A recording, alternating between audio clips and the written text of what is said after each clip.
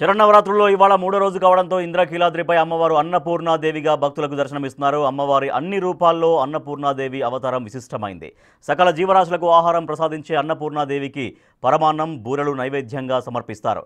అమ్మవారిని దర్శించుకునేందుకు భక్తులు అధిక సంఖ్యలో తరలివస్తున్నారు. సాక్షాత్తు పరమేశ్వరుడికే భిక్ష పెట్టిన దేవత అన్నపూర్ణాదేవి. ఆ తల్లి చల్లని దీవెనలతో ధన ధాన్య వృద్ధి ఐశ్వర్యాలు సిద్ధిస్తాయని నమ్ముతారు భక్తులు.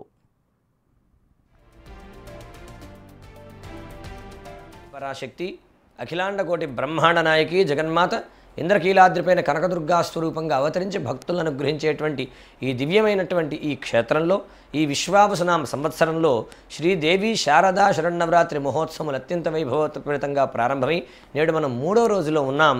నేడు అమ్మవారిని మనం శ్రీ అన్నపూర్ణాదేవిగా దర్శనం చేసుకుంటూ ఉన్నాం.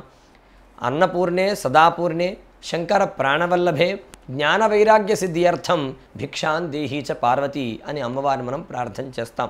అమ్మవారు మనకు ఎట్లా దర్శనమిస్తున్నారు, ఎట్లా మనకు కనపడుతూ ఉన్నారు. అమ్మవారి ఎడంచేతి యందు అక్షయ పాత్రను ధరించారు. అమ్మవారు అక్షయము అంటే తరిగిపోనటువంటిది అని అర్థం. కాబట్టి అమ్మవారు ఎంత వడ్డించినా ఆ ఆహారం తరిగిపోదు. అట్లాంటి అక్షయ పాత్రను అమ్మవారి ఎడంచేతి యందు ధరించి ఉండి కుడి చేతి యందు వజ్రాలు పొదగబడినటువంటి బంగారు గరిటతో వడ్డిస్తున్నట్లుగాను అమ్మవారి పక్కనే పరమేశ్వరుడు ఆది భిక్షువుగా భిక్షపాత్ర ధరించి అమ్మవారి నుంచి ఆహారం పొందుతున్నట్లుగా మనకి కనబడుతూ ఉన్నది. అంటే అమ్మవారి యొక్క ఆహారం, అమ్మవారికి అన్న ప్రసాదం ఎంత వైశిష్ట్యమైంది, ఎంత విశేషమైందో మనకు అర్థమవుతూ ఉన్నది. అటువంటి అమ్మవారి యొక్క ఉపాసన చేత, అమ్మవారి యొక్క ప్రసాదాన్ని మనం పొందడం చేత మనం ఏ ఫలితాన్ని మనం పొందుతాం? జ్ఞాన వైరాగ్య సిద్ధ్యర్థం భిక్షాన్ దేహీ చ పార్వతి అని ప్రార్థనలోనే ఉన్నది.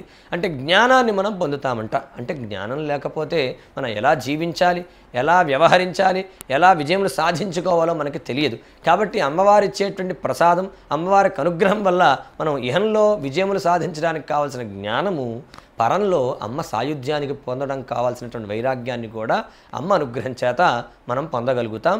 శ్రీమాత్రే నమః. స్వస్తి.